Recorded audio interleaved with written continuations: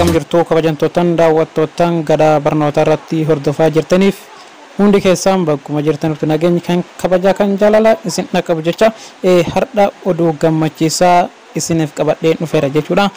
Oduun gammachiisaa dhaabbati Gugilii Afaan Oromoo akkanni afaanota akka afaan kaanii tiraansleeshinii gootanii afaan keenya akka barbaanne afaan keenyatti akkaataa ittiin fayyadamuu dandeenyu kan nu taasisu jechuudha. Afaan Oromoo akka afaanota gurguddoo addunyaa kanarratti argaman akkanni keessatti hojii guddaa eegaluuf yaalii guddaa taasifamee waan ta'eef gamanumatti baay'ee keessattuu abdiisaa bacaa baay'ee galatoomfachuu qabna jechuudha. Kan ilmaan Oromootti jechuudha. Baay'ee waa'ee afaanotii kanarratti kan cimee nuuf hojjechaa jiru waan ta'eef isinis akka yaadaaf waan hundaan itti dhiyaatanii isa wajjin hirmaannaa akka gootan isin beeksisna jechuudha. Fakkeenyaaf afaanota Gugilii dhaabbata Gugilii akka inni afaan Oromoo afaanota gurguddoo addunyaatti dabalame akka inni ibsa tajaajila kennuuf eeyyama waan nuuf laateef kana akka ilmaan Oromootti gammachuu guddatti nutti dhagama jechuudha. Kanaafuu fakkeenyaaf afaan Oromoo kun gabaabumatti dhaabbata Gugilii amma hiikkaa nuuf eegale jechuudha. Akka nuuf itti galmoonne fuulduratti akka hiikka guutuu gara afaanotaatti akkuma afaanota biroo kan akka afaan Oromoo hiikka guddaa nuuf kennu akka nuuf galmoonnu nu taasise jechuudha. Isinis haala ittiin galmooftanii daaftanii itti galmooftanii akka afaan kun hojiirra akka nuuf oolu akka gootaa isin beeksisan jechuudha. Gamanumatti fakkeenyaaf wanti nu gochuu qabnu jalqaba.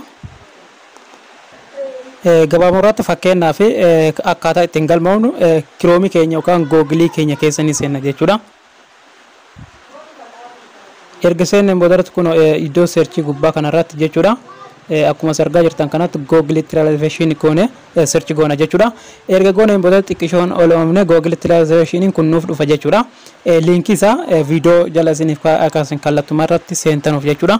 Amma irratti yeroo tokkoof hin tuqna. Yeroo kanatti kiroomii keessa nu filachiisa waan ta'eef kiroomii ni filanna. Kun bifa kanaan nuuf dhufeera jechuudha. Amma wanti nu beekuu qabnu keessa inni tokko fakkeenyaaf amma dhibba irratti fakkeenyaaf afaanota hedduutu iddoo kana jira jechuudha.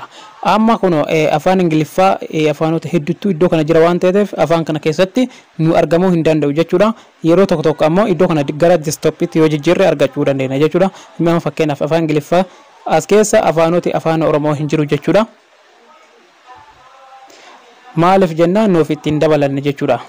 Amma as keessa hin barbaannu kallattii irratti maal ta'e community yookaan wanti nu barbaachisu Gmail nu barbaachisa jechuudha.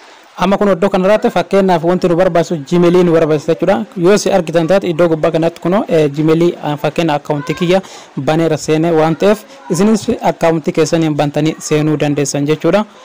Fakkeenyaaf amma fakkeenyaaf afaan Oromoo kun afaanota gurguddoo addunyaa kanarratti keessa nuuf akka nuuf daalamuuf deemu jira waan ta'eef amma kallattii irratti karaa ittiin galmoofachuu dandeessu eessa afaan Oromoo argattu iddoo community jedhu kanarratti argattu jechuudha. Amma kun akkuma isin argaa jirtan kana gubbaa kanaa fi English and afaan Oromoo kan jedhu jira jechuudha. Isin kana argachuudhaaf iddoo settingii gubbaa kana yeroo tokkoof ni tuqtu. Yeroo isin setting irra dhootan kun haala kanaan of baay'ee jechuudha. Language your noun kan jedhu kanarratti yoo tunne afaanota fakkeenyaaf asirratti nuuf fida jechuudha. Kun haala kanaan jechuudha. Afaanota yeroo haala kanaan amma fakkeenyaaf afaan Ingiliffaa gara afaan Oromootti hiikachuu waan deemnuuf haala kanaan nuuf dhufeera jechuudha. Iddoo kana yoo ooftan kun amma afaanota hedduutu as jala jira. Kanatti dabaluu dandeessan jechuudha. Amma yeroo bakka O deemne afaan Oromoo argachuu dandeenya jechuudha. Amma afaan Oromoo irratti right godhadheera jechuudha. Afaan Oromoo argadheera. Afaanota biroo yoo itti dabalachuu barbaadan kun iddoo kanatti argama jechuudha. Afaan Oromoo right irra goone kaane kun iddoo gubbaa kanarratti ni argama waan ta'eef kun irratti daballeera.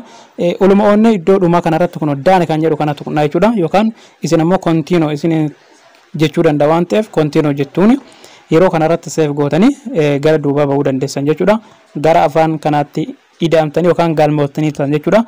Amma inni kallattii irratti gara afaan fakkeenyaaf afaan Ingiliffaa gara afaan Oromootti kallattumatti amma nu hiikuu hin danda'u jechuudha. Akka inni nuuf hiike fakkeenyaaf dhaabbata Gugilii afaanota addunyaa keessa galchee akka inni tajaajila nuuf galchuu nuuf taasisaa jechuudha. Amma kun isa jalqabaa kanatti yeroo tuqnetti asirratti jechuudhaan jechoota garagaraatti nuuf hiikameera jechuudha. Fakkeenya jechi kun yoo sirrii ta'e fakkeenya korreetti jenna, yoo ammoo sirrii hin taane inkorreetti goona jechuudha. Amma jechi kun sirrii hin jiru jechuudha, inkorreetti jennaan jechuudha. Jechi kun jecha namni tokko hiikeeru jechuudha. Fakkeenyaaf kunillee sirrii hin jiru, inkorreetti kunillee sirrii miti jechuudha. Hanga inni nu dabarsutti fakkeenyaaf sirrii waan hin taaneef inkorreetti filanna jechuudha. Kunis amma sirrii waan hin jirreef kunillee sirrii hin jiru, kunillee sirrii hin jiru jechuudha. Fakkeenyaaf iddoo kanarratti kan sirrii waan arganneef jechuudha. Amma gabaabumatti gara nu dabarsa jechuudha. Amma yeroo haala kanaan dhumne wanti isaa sirrii waan hin taaneef gama kanaan dhiibnee inkorreetti gaaffii nu keessa sirriitti deebisuu dandeenyaaf jechuudha. Isa lammataa kanaatti yeroo tokkoof irratti tuqna. Erga tuqneen booda irratti fakkeenyaaf jechoota kana yoo hiikka isaa beektu ta'e iddoo translation kan jedhu kanarratti afaan oromootiin seeluga isaa eedde yookaan jecha isaa eedde seera afaan oromoo eedde iddoo kanarratti afaan oromootiin barreessitee kate submit iddoo jettu kana dhoomna jechuudha. Yeroo ammoo kana jecha kana wallaale iddoo skip kan jedhu kana tuqnee bira darbinaa jechuudha. Haaluma kanaan hanga lakkoofsa 10 kanatti nuuf fida waan ta'eef isin gama kanaan jechoota kana afaan oromootti hiikne kaane iddoo translation kan jedhu kanarratti galchinaa jechuudha. Yeroo jecha afaan oromoo seeruga isaa eennee barreessineen booddirratti jechuudha. Iddoo submit jedhu kana tuqnaa jechuudha. Amma fakkeenyaaf kun submit bakka magariisa kanatti nuuf dhufa. Submit goonee finneerra jechuudha. Gama kanaan jechoota garagaraa yeroo namni biraa nu gaafatu hiikka isaa kennuu dandeenya jechuudha. Amma gabaabumatti fakkeenyaaf inni hiikkaa nuuf kenneera jechuu miti. Fakkeenyaaf amma afaanota fakkeenya kallattumarratti nuuf hiika jechuu miti. Akka inni tajaajiloota afaan oromoo fuulduraa fi afaanota gurguddoo addunyaa keessa akka inni nuuf galchuuf asirratti yeroo namni baay'inaan fedhii isaa namni qabu baay'inaan iddoo kanatti imeelii kee kana ergame kallattumarratti afaanota gurguddoo keessa galchuu danda'a jechuudha. Amma fakkeenyaaf iddoo kanarratti yoo dhumne as keessatti kun afaanota addunyaa fakkeenyaaf beekamoo kan ta'an jechuudha.